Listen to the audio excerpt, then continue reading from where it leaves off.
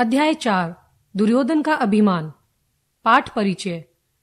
प्रस्तुत पाठ में श्री कृष्ण कौरवों की सभा में पांडवों की ओर से संदेश लेकर प्रस्तुत हुए।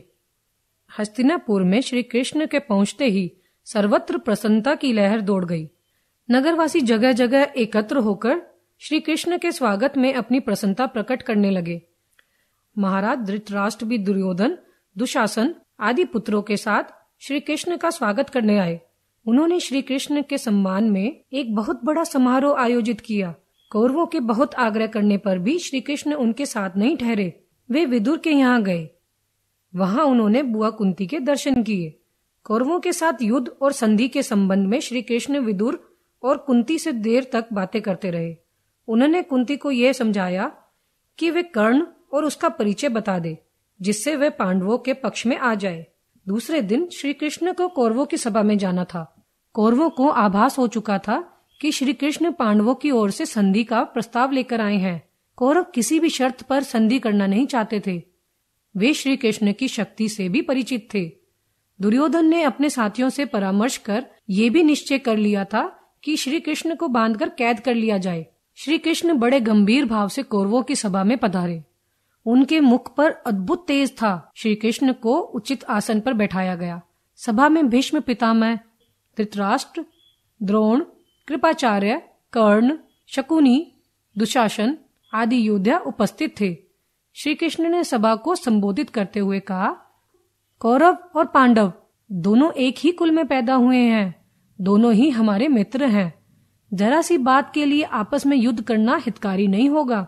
इससे क्षत्रियों का सर्वनाश हो जाएगा। ये युद्ध किसी भी प्रकार से उचित नहीं है।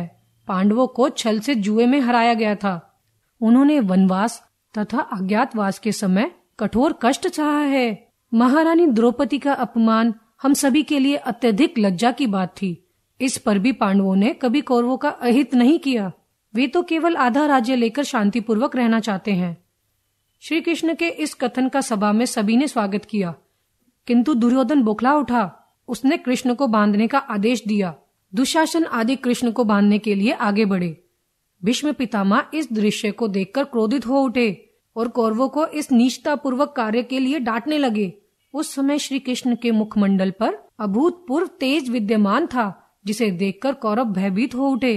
दुर्योधन ने बड़े अपमान भरे शब्दों में कहा, कृष्ण पांडवों की प्रशंसा और मेरी निंदा करके हस्तिनापुर के निवासियों को पांडवों के पक्ष में करना चाहते हैं। वे दूत का कार्य नहीं कर रहे, बल्कि पांडवों का पक्ष ले रहे हैं। राज्य के वास्तविक अधिकारी मेरे पिता धृतराष्ट्र थे, किंतु अंधे होने के कारण पांडु को राज्य भार सौंपा गया था। मैं उनका ज्येष्ठ पुत्र हूँ। मैं तो अंधा नहीं हूँ। फिर राज्य युधिष्ठिर का कैसे हुआ? मुझे कृष्ण की बात स्वीकार्य नहीं है। कर्ण, दुशासन, शकुनी आदि ने दुर्योधन के कथन का समर्थन किया।